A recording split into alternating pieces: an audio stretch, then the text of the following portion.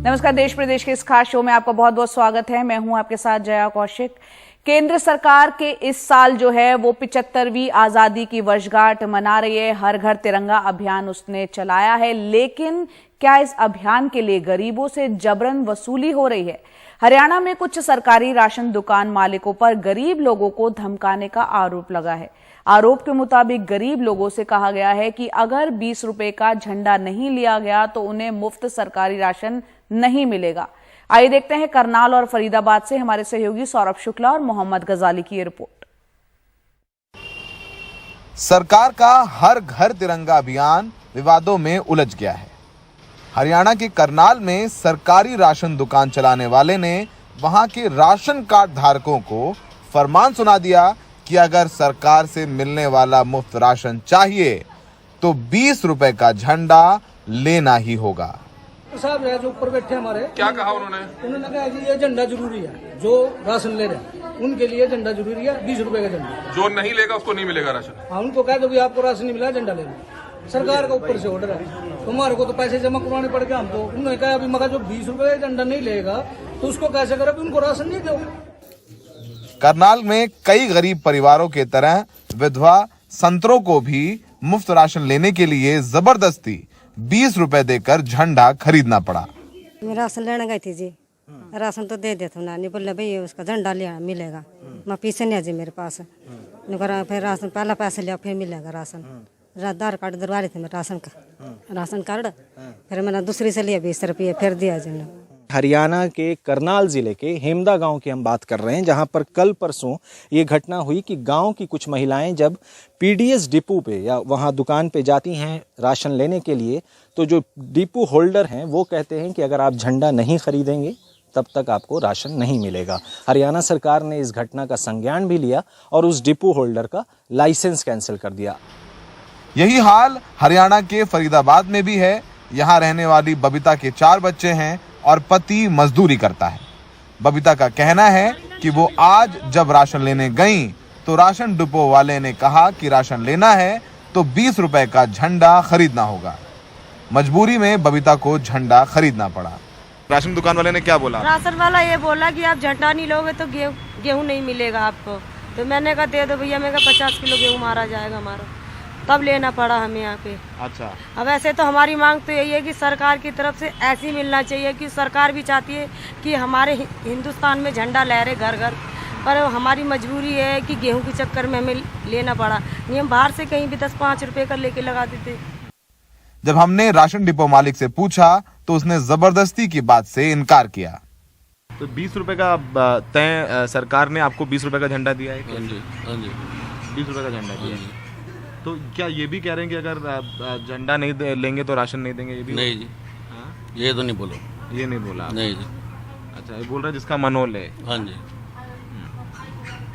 जो है जो ले अपनी मर्जी से जो लेता ले ले। इस मामले पर बीजेपी सांसद वरुण गांधी ने भी ट्वीट किया।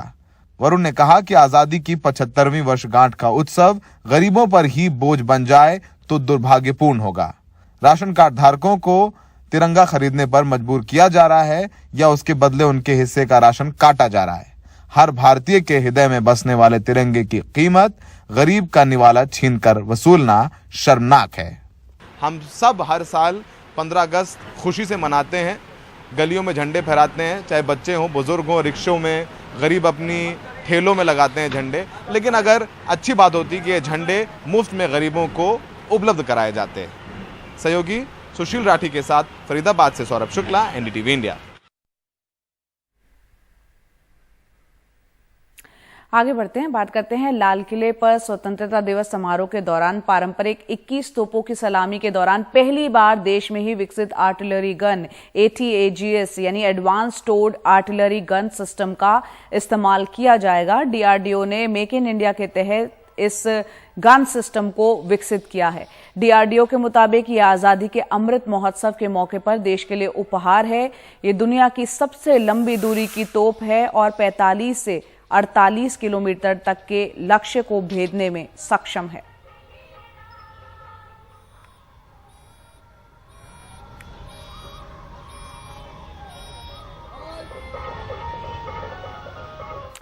आगे बढ़ते हैं, बात करते हैं नोएडा की तरह वाराणसी में भी एक अपार्टमेंट में एक बीजेपी नेता द्वारा सोसाइटी की जमीन पर कब्जा कर अपना ऑफिस बनाने का मामला सामने आया है। आपको बता दें, ये वरुणा एन्क्लेव है और बीजेपी जिला उपाध्यक्ष पर यह आरोप लग रहा है कि उनके खिलाफ वहां की महिलाओं ने आवाज उठाई, जिसकी जांच अब वाराणसी विकास प्राधिकरण के साथ दूसरी एजेंसी भी कर रही है। देखते हैं रिपोर्ट।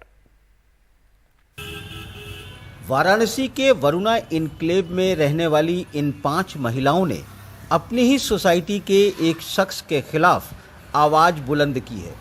उनका आरोप है कि इस शख्स ने अपने कारोबारी इस्तेमाल के लिए सोसाइटी की जमीन पर कब्जा कर लिया है और इस पर सवाल खड़े करने पर इन्हें धमकाता भी है। आरोप के घेरे में वाराणसी बीजेपी में जिला उपाध्यक्ष हैं। ये अखंड सिंह नाम से हैं, जो कि खुद को भाजपा के उपाध्यक्ष बताते हैं, जिला उपाध्यक्ष या समथिंग कुछ ऐसे हैं नेता। इनको आप कह सकते हैं कि पॉलिटिकल अप्रोच होने के कारण ये अपनी दबंगई दिखाते हैं वहाँ सोसाइटी में और अपने पावर का गलत इस्तेमाल करना। देन अभी कुछ लोग जब तक इन्होंने काम स्टार्ट कराया था तो वहाँ पे सोसाइटी वाले को मिसगाइड करते रहे कि यहाँ पे बाउंड्री बनेगी जिससे हम लोग सेफ हो जाएंगे, तो तमाम बातें इन्होंने किया। हम लोगों ने पूछा कि भाई ये किस तरह से बन रहा है, तो उन्होंने कहा कि नहीं वो बाउंड्री बन रही है, हमारा प्रेमाइसेस सेफ हो जाएगा। बाद में पता चला कि हम ही लोगों के पैसे का इन्होंने गलत इस्तेमाल किया और उसको इन्होंने अपने ऑफिस में कन्वर्ट कर दिया। ये पहले का नक्शा है, जो कि यहाँ पे गार्ड रूम था जहाँ पे जमीन कब्जा किए हैं और यहाँ पे ये महिलाएं बताती हैं कि जिस जगह कब्जा किया गया है वहाँ पहले गेट लगा था, उसके बगल में गार्ड रूम भी था जो सड़क चौड़ीकरण में टूटा। तो उसके बाद बीजेपी के नेता ने सोसाइटी के लोगों से ही 20-20 हजार लेकर बाउंड्री बनाने की बात की और बाउंड्री बनाने के साथ उस जगह को कब्जा कर ऑफिस बना लिया। बीजेपी के सभासद भी कहते हैं कि यह नाजायज कब्जा है। हम लोग भाई बचपन से 10 साल से हम खुद पार्षद हैं भाजपा से। वहाँ पे गेट भी था, गार्ड रूम भी था और पार्क था। आज के डेट में वहाँ पे न गेट है न गार्ड रूम है और वहाँ पे ज़मीन उनके द्वारा कब्जा कर लिया गया है, जो कि सीधे दिखाई देता है। आज वो हमसे मिले और मिलने के बाद वो बोल रहे हैं कि वो बंजर ज़मीन है। बंजर ज़मीन में कहा भी जो मेरा ज़मीन है, मेरा जो करना है कर ले। वरुणा एन्क्लेव में कुल 30 फ्लैट हैं, जिसमें 2 फ्लैटों के मालिक बीजेपी के नेता सत्य प्रकाश सिंह उर्फ अखंड प्रताप सिंह हैं। उनका कहना है कि वहाँ वो 25 साल से काबिज हैं, अपनी गाड़ी खड़ी करते हैं, लिहाजा अब वह जमीन उनकी है। उन 3 लोगों के साथ कुछ बाहरी लोग हैं जो वो लगे हुए हैं कि किसी न किसी ढंग से हमको बदनाम करें, क्योंकि मैं भी एक बहुत बड़ी पार्टी के पदाधिकारी में हूँ जिले में, तो हमको बदनाम करने की पूरी साजिश हो रही है। ज़मीन मेरी है, मैं आज करीब 25 साल से मैं उस ज़मीन पे हूँ। पहले मैं गाड़ी खड़ी करता था वहाँ, लेकिन जब चौड़ीकरण हुआ रोड की तो वो जगह मेरी थोड़ी चली गई, थोड़ी ही बची है। तो मैं पतरे का एक वो बना करके ऑफिस में वहाँ रहता हूँ और कोई ऐसा गतिविधि नहीं उस ऑफिस में होती है, केवल लोगों के जन सहयोग का काम होता है। मालिकाना हक में मैं 25 साल से वहाँ आबाद हूँ, आबादी की जगह हो, मैं 25 साल से आबाद हूँ। इस बीच वाराणसी विकास प्राधिकरण सक्रिय हुआ है। सोसाइटी के कॉर्नर पे एक लैंड है जिसपे कि अवैध रूप से कब्जा करके एक कमरा बनाया गया है कमर्शियल टाइप का, और ये शिकायत जून में तकरीबन फर्स्ट वीक ऑफ जून में प्राधिकरण के पास आई थी, जिसके बाद प्राधिकरण की तरफ से जो हमारी प्रवर्तन टीम है मौके पे गई भी थी, पूरा जांच किया था, तो उसमें ये अवैध निर्माण के रूप में पाया गया था, जिसमें इसे नोटिस और डेमोलिशन ऑर्डर भी किया गया है। जो इस पर काबिज हैं वो कहते हैं कि ये आबादी की ज़मीन है और वर्षों से इनका इस पर कब्जा है, लिहाजा ये उनकी ज़मीन हो गई। इस पर कई सवाल खड़े होते हैं कि क्या आबादी की ज़मीन पर जिसका वर्षों से कब्जा है वो उसकी हो सकती है, या ये नियम सत्ता के नज़दीक रहने वाले लोगों के लिए है, या इस तरीके के अगर कोई नियम है तो कई समस्याएं नहीं खड़ी हो जाएंगी। ऐसे कई सवाल हैं जिसका जवाब हम नहीं, आप खुद सोचिए। वाराणसी से पुरुषोत्तम के साथ Ajay Singh, NDTV India. Break के बाद आपका स्वागत है। 2 दिवसीय झारखंड जनजातीय महोत्सव का कल समापन हो गया और इस मौके पर छत्तीसगढ़ के मुख्यमंत्री भूपेश बघेल भी शामिल हुए। झारखंड बनने के बाद राज्य की धरती पर पहली बार जनजातीय महोत्सव मनाया गया। झारखंड के मुख्यमंत्री ने कहा कि अब से हर साल जनजातीय महोत्सव झारखंड में मनाया जाएगा। कार्यक्रम के जरिए हेमंत सोरेन सरकार की कोशिश है कि आदिवासी संस्कृति को सहेजा जाए, युवाओं तक पहुंचाया जाए, साथ ही इस समृद्ध संस्कृति से लोगों को रूबरू भी कराया जाए। महोत्सव के दौरान कला, संस्कृति, प्रदर्शनी, यहाँ के व्यंजन और आदिवासी समाज को लेकर काम करने वाले प्रबुद्ध लोगों की संगोष्ठी का आयोजन किया गया। अतीत, आज के बदलाव और आने वाले वक्त में इस समाज और संस्कृति और सशक्त बनाने की दिशा में मन से चिंतन मंथन भी किया गया। समय एक नई उम्मीद का आदिवासी नेतृत्व कभी पीछे नहीं रहा, चाहे झारखंड हो, चाहे छत्तीसगढ़ हो, चाहे मध्य प्रदेश हो।